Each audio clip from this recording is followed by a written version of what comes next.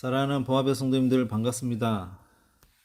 얼마 전에 자동차를 타고 고속도로를 달리는데 창문을 잠시 열어 놓았을 때 밖에서 이 아카시아 꽃 향기가 저에게 인사를 하듯 얼마나 향긋했는지 기분이 매우 좋았습니다.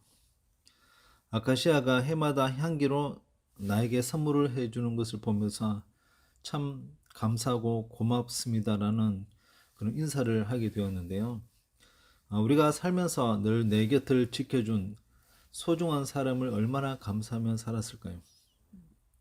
우리는 너무 당연한 것처럼 살 때가 있는데 오늘 내 곁에 있는 사람에게 감사합니다, 고맙습니다 인사해보는 그런 하루가 되었으면 좋겠습니다. 우리 다 같이 온라인 구역 성경 공부 21과를 함께 시작하도록 하겠습니다. 다 같이 사도신경으로 신앙을 고백합니다.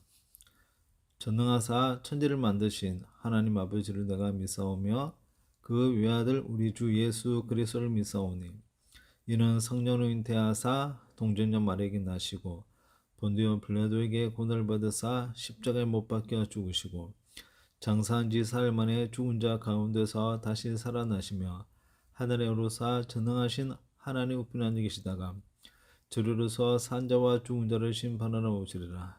성령을 믿사오며 거룩한 공예와 성도가 서로 교통하는 것과 죄를 사하여 주시는 것과 몸이 다시 사는 것과 영원히 사는 것을 믿사옵나이다. 아멘. 다 같이 찬송가 320장을 함께 부르도록 하겠습니다.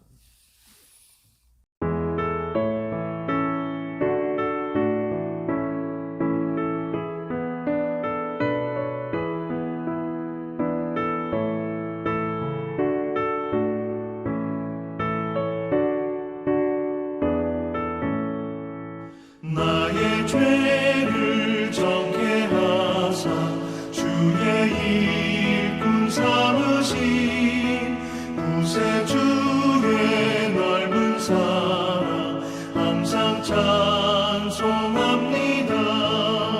나를 일꾼 삼으신 주 크신 능력 주시고 언제든지 주 뜻대로 사용하여 주소서. 내게 부어주시려고 은혜 예비하신 주 주의 은혜 채워주사 능력 있게 하소서.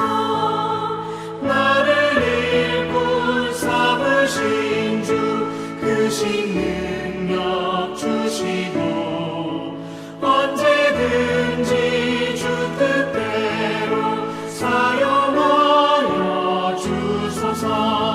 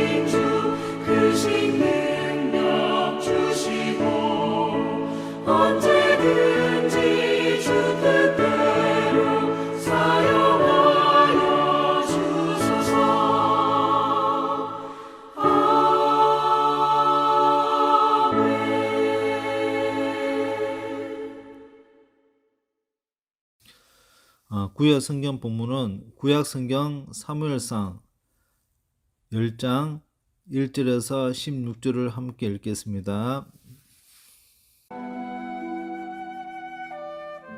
이에 사무엘이 기름병을 가져다가 사울의 머리에 붓고 입맞추며 이르되 여호와께서 내게 기름을 부으사 그의 기업의 지도자로 삼지 아니하셨느냐. 내가 오늘 나를 떠나가다가 베냐민 경계 셀사에 있는 라헬의 묘실 곁에서 두 사람을 만나리니 그들이 내게 이르기를 내가 찾으러 갔던 암나기들을 찾은지라.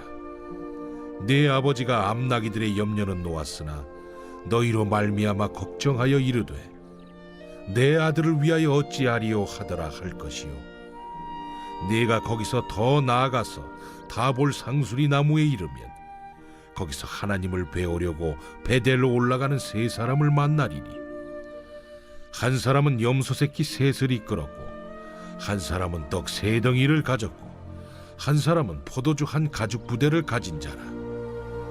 그들이 내게 문안하고 떡 두 덩이를 주겠고 너는 그의 손에서 받으리라. 그 후에 내가 하나님의 산에 이르리니 그곳에는 블레셋 사람들의 영문이 있느니라. 내가 그리로 가서 그 성읍으로 들어갈 때에 선지자의 무리가 산당에서부터 비파와 소고와 저와 수금을 앞세우고 예언하며 내려오는 것을 만날 것이요. 내게는 여호와의 영이 크게 임하리니 너도 그들과 함께 예언을 하고 변하여 새 사람이 되리라.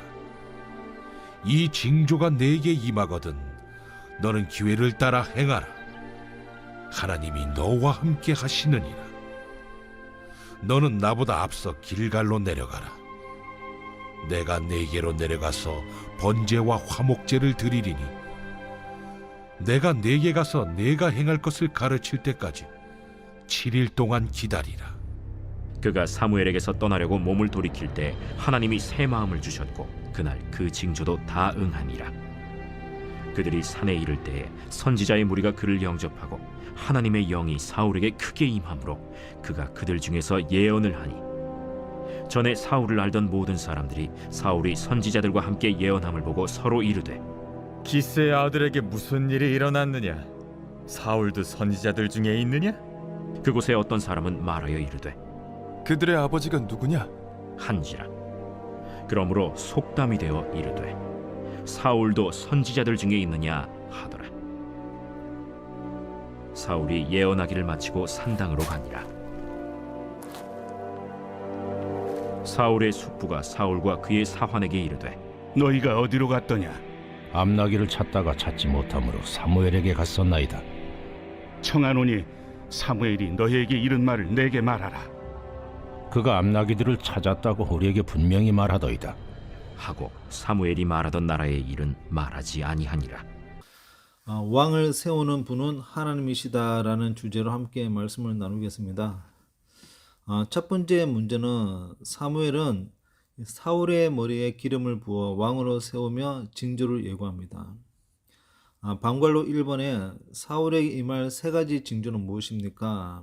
첫 번째 징조는 2절에 라헬의 묘실 곁에서 만난 두 사람에게서 암나기와 아버지에 관한 소식을 듣게 될 것이라고 했습니다.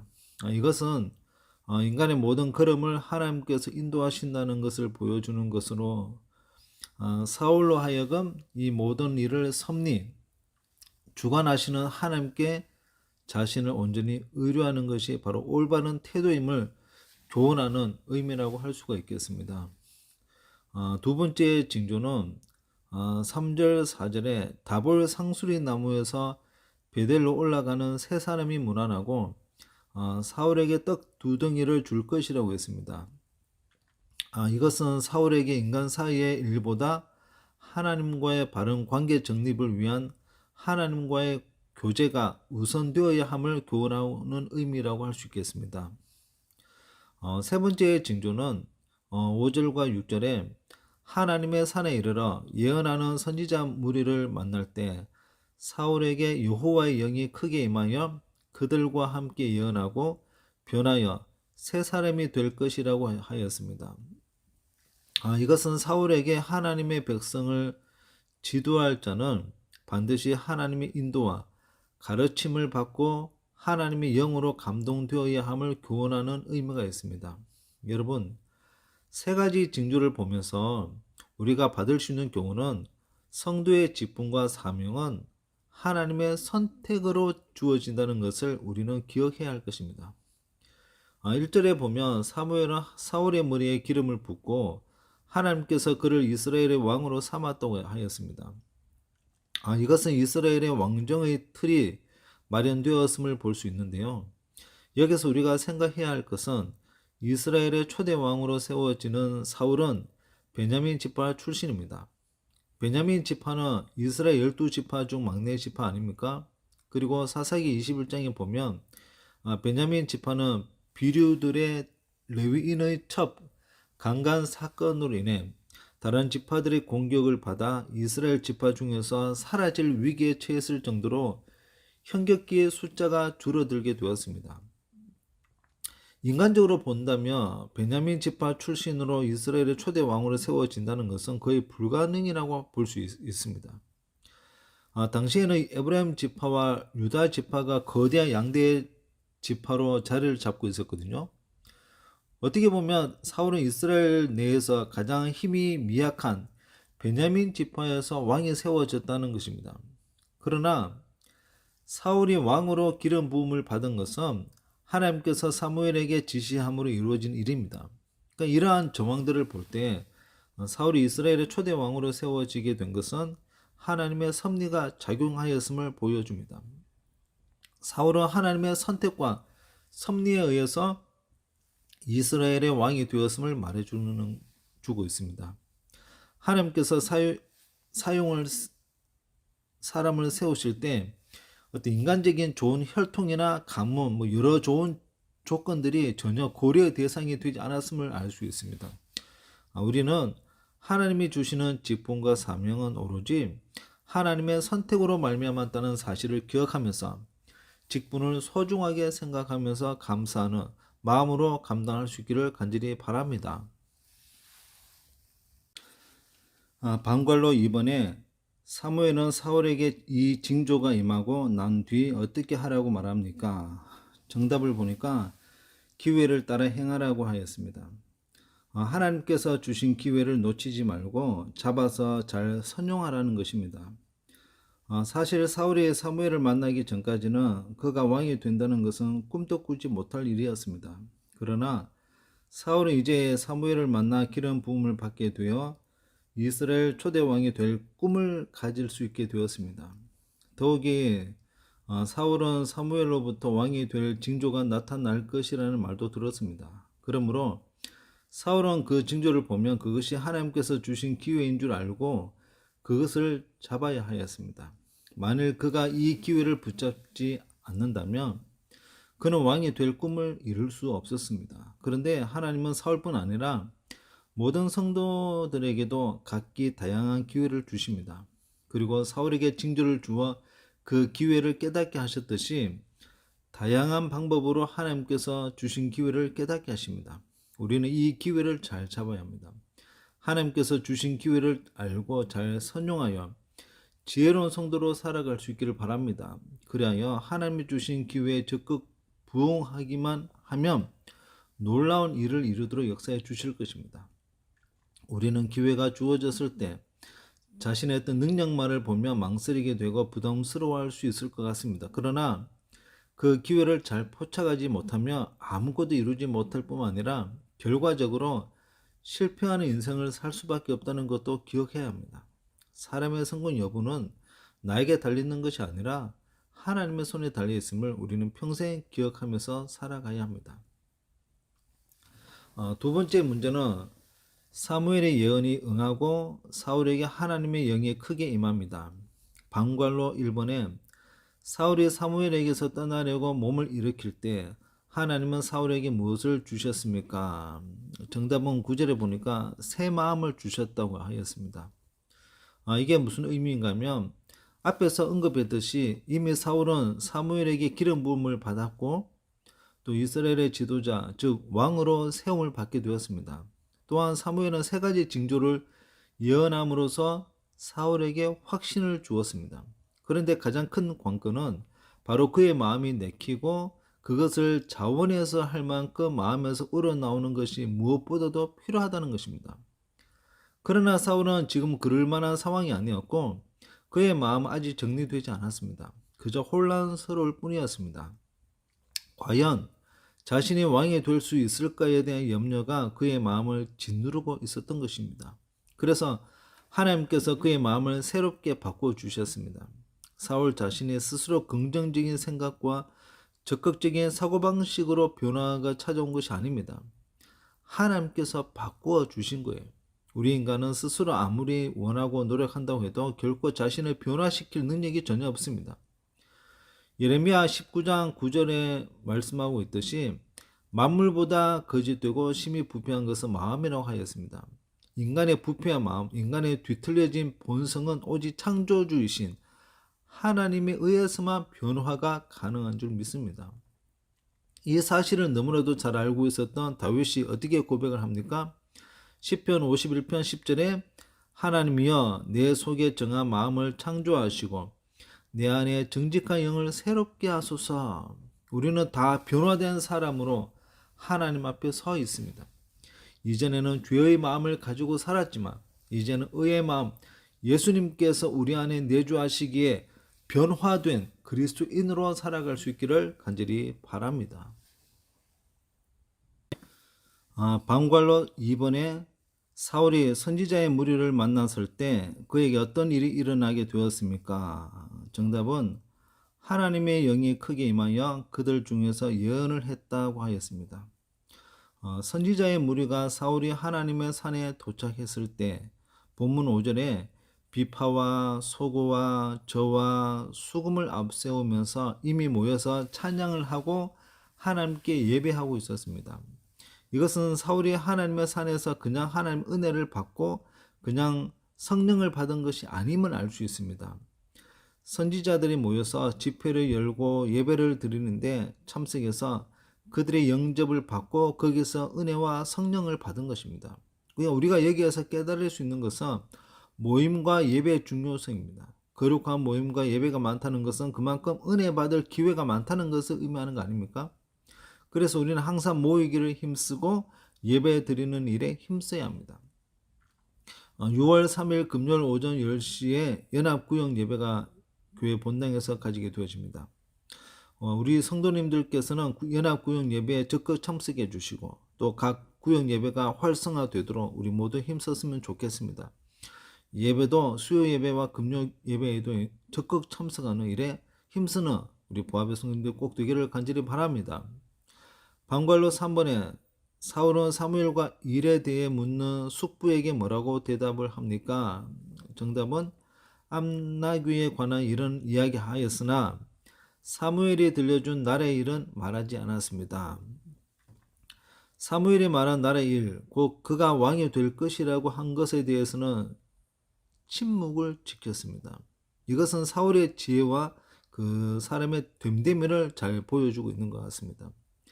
사울은 확신할 때까지 이르기까지 침묵을 지키는 매우 신중한 태도와 겸손함과 진중함을 엿볼 수 있습니다. 사울은 숙부의 요구를 들었을 때 그간의 일을 자랑스럽게 말할 수도 있었습니다.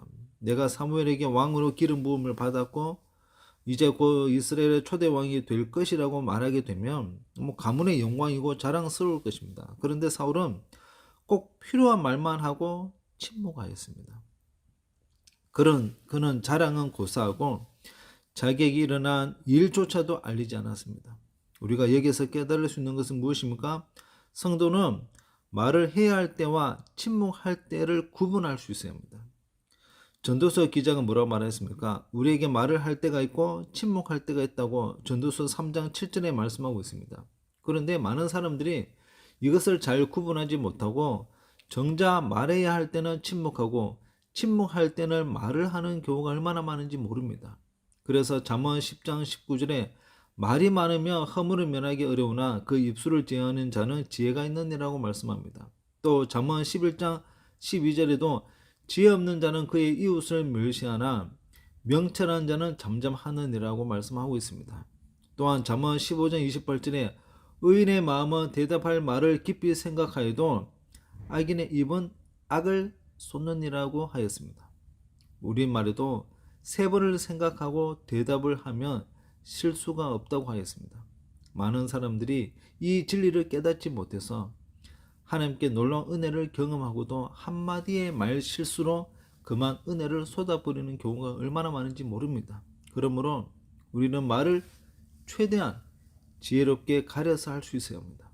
은혜를 받은 성도라면 당연히 말을 아낄 줄 알아야 합니다. 내가 할 말이 많아도 참고 아끼는 것이 지혜입니다. 때로는 침묵이 지혜로운 말보다 더 지혜롭다는 사실을 우리는 기억해야 합니다. 예수님을 믿은 후에 우리의 삶에 나타나야 할 것들 중에 하나는 말하기는 더디하고 듣기는 속히 하는 자세를 취해야 합니다. 그리스도로 말미암아 변화된 우리의 모습이 하나님께 영광을 돌리면서 살아갈 수 있는 저와 여러분도 꼭 되기를 간절히 바랍니다. 할렐루야, 아멘.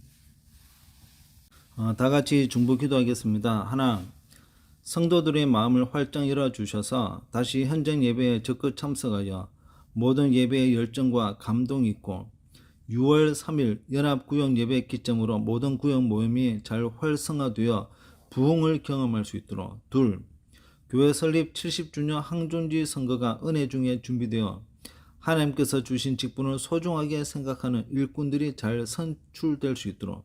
셋, 담임 목사님께 영육의 강건함을 주시고 말씀의 지혜와 기도의 능력을 주셔서 목회의 비전을 성취하게 하옵소서. 넷, 이 나라와 민족을 위하여 특별히 6월 1일 지방선거와 평등법 차별금지법을 위하여 한국교회가 깨어 기도함으로써 끝까지 막아설 수 있도록. 다섯, 각종 질환으로 고통당하는 환우들이 완치 판정을 받아 더 힘차게 주님을 향해 다름박질할 수 있도록. 여섯, 보합교회 본당과 교육관 및 주차장 등에 대한 교회 존치가 바로 세워질 수 있도록 다 같이 합심해서 통성으로 중보 기도하겠습니다.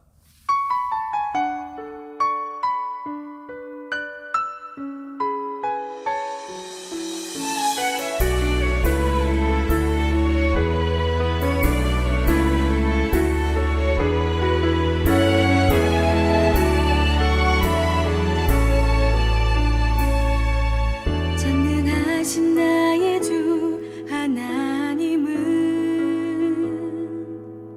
능지 못하실 일 전혀 없네.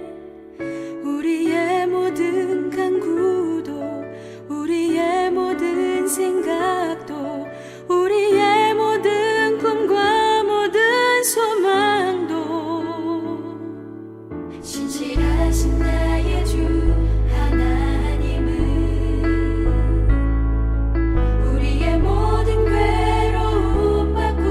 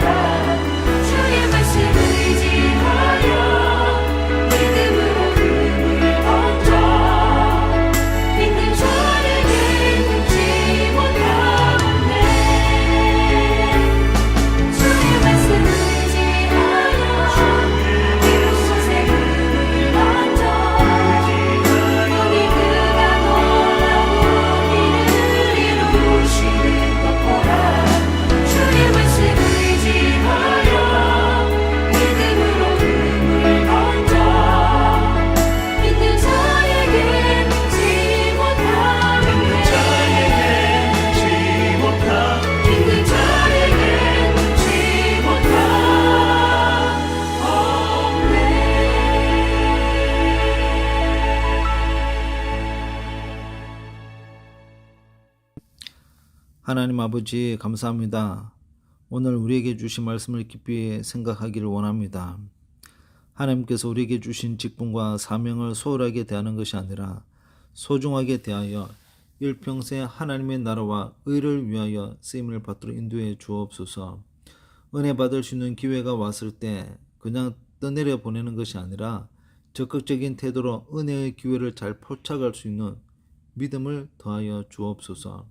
특별히 6월 3일 연합구역 예배를 앞두고 있는데 그 기점으로 각 구역 모임이 활성화되어 적극적인 구역 예배 모임에 참석하고 하나님의 은혜를 경험할 수 있는 복된 시간으로 붙들 수 있게 역사하여 주옵소서.